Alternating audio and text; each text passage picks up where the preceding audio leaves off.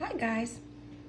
So I thought let's take a deep dive into the Mexican Attorney General who will be prosecuting the case related to the CABO 6.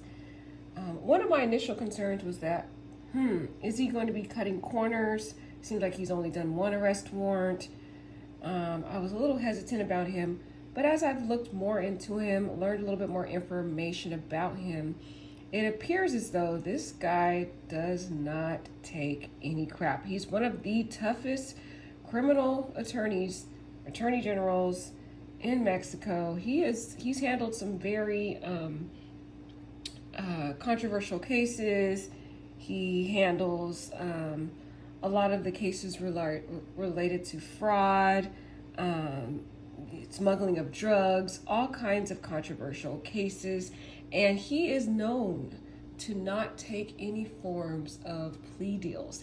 And it is also said that this particular attorney has been assigned to this particular case because there has been some fraud alleged to be associated with this case. As everybody has been aware, there has been rumors that possibly the CABO 6 bribed the police officers and the nurses involved. And if that is said to be true, then Mr. Nazir is possibly not telling the truth about everything, and he has to probably be privy to what is going on. So that is why it's said that Daniel de la Rosa Anaya is possibly assigned to this case, because he is a very strict prosecutor. He doesn't cut corners. This is what people are saying about him. They say he does not take plea deals, which is known that we see a lot in America, a lot of plea deals all the time. So I'm actually very happy that he is a very tough prosecutor. So it looks like Dejanay is not going to get any shortcuts in this case.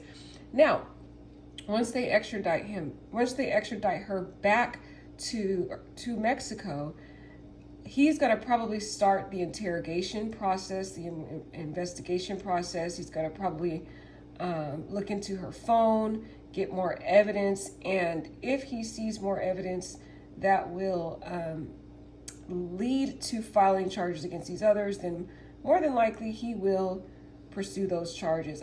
The language barrier was what really got me, was when he was saying that, it sounded like he had already, the case was fully clarified, but because fully clarified sounds as though there's going to be no further investigation. But looking at the rumors or investigations related to this particular attorney, he is one of the toughest attorneys in Mexico. He's known to really handle some of the more unethical fraud-like cases, smuggling of drugs, immoral conduct from law enforcement, government officials, stuff like that. And he's one of the toughest ones. So let's take a look at his background. He has a degree in law from the Faculty of Law in Mexicali of the Autonomous University of Baja California. He has a diploma in criminal law and criminal procedure from Autonomous University of Baja California in collaboration with the Attorney General's Office of Baja California. He has served as a coordinator of editorial and parliamentary registry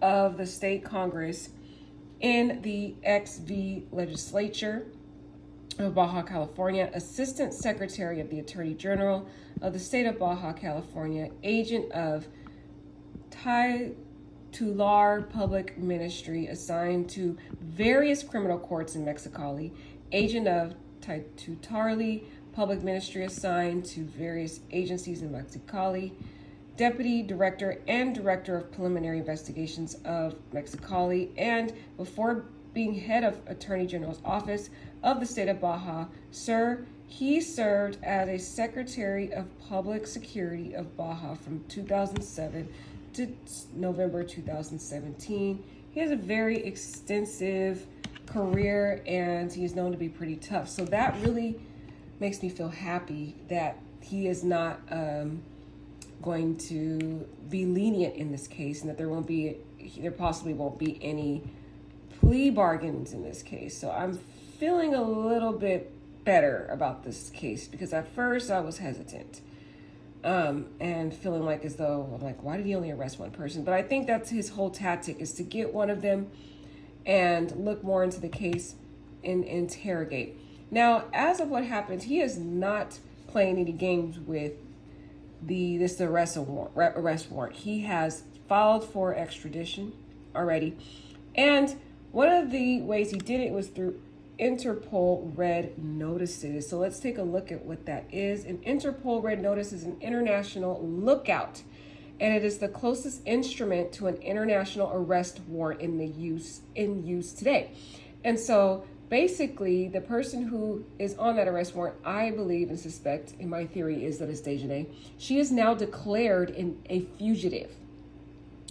And so once a person becomes a fugitive, and this will be something that I will read, but they will basically, her U.S. passport is now revoked.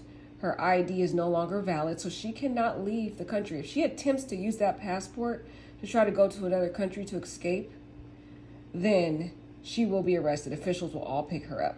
So that is one of the key things that happens. And if her parents are harboring her right now and hiding her out at their house, they can all be charged for accessory after the fact for harboring a fugitive.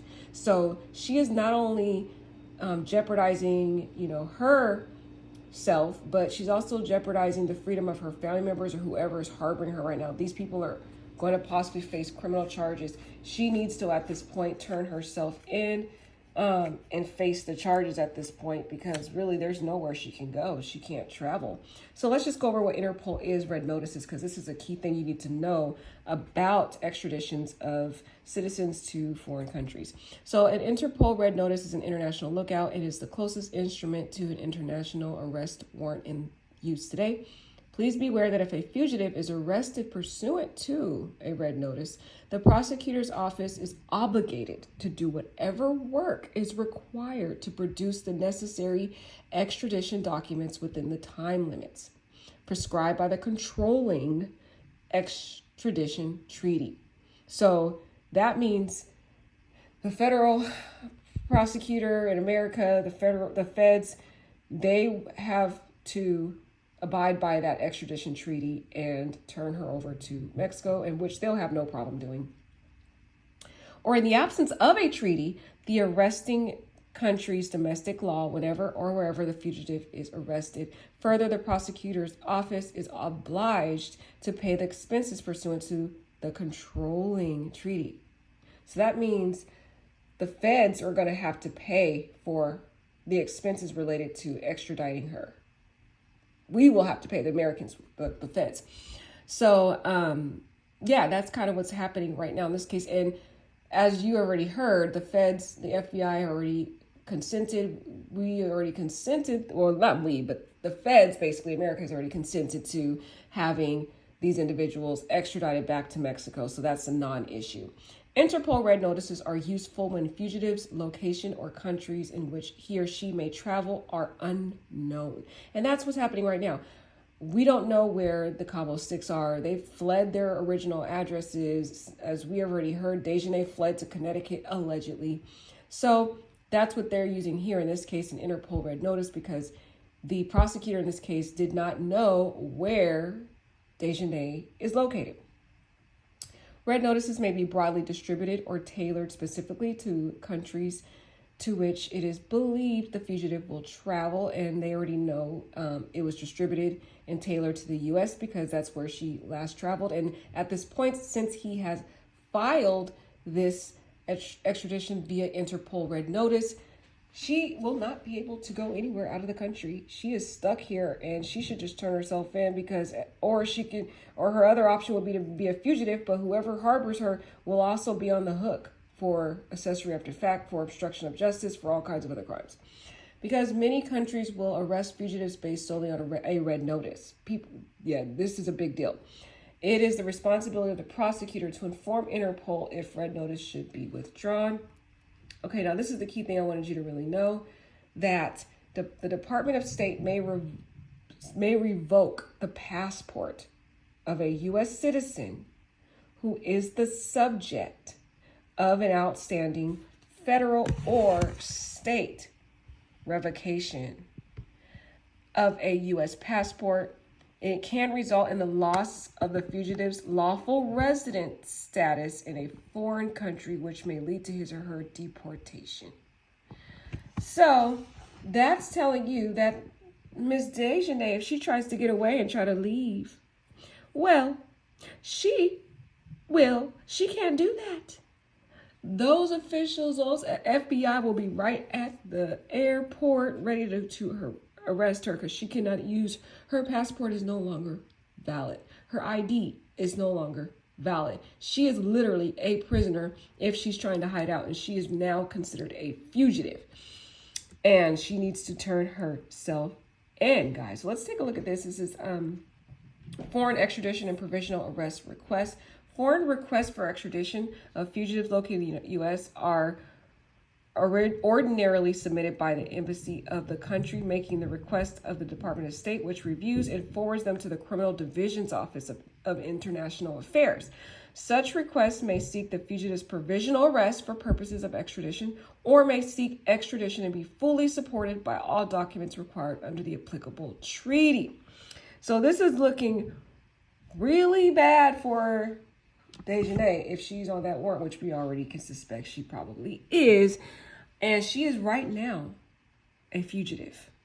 She is a fugitive, and she needs to turn herself in. And whoever is harboring her right now is going to be on the hook for obstruction of justice. So if her mother is, her parents are hiding her, they're all involved. So this case might become a more people might be responsible beyond the CABO 6 for harboring her, for hiding her, and so forth. And if the FBI happens to question the CABO 6 and they lie in any way about this case, they will be on the hook also. So this case is heating up.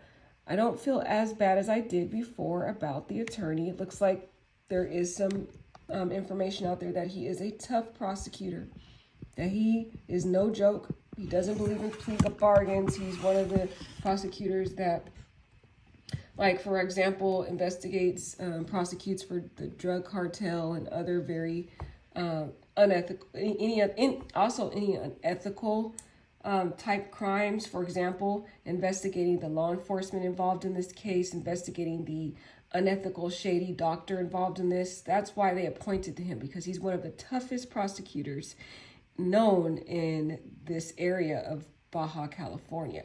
So I'm gonna sit back and watch this prosecutor and see how he proceeds, but he's looking pretty good right now. All right, guys, let me know what you think about this information, and take care.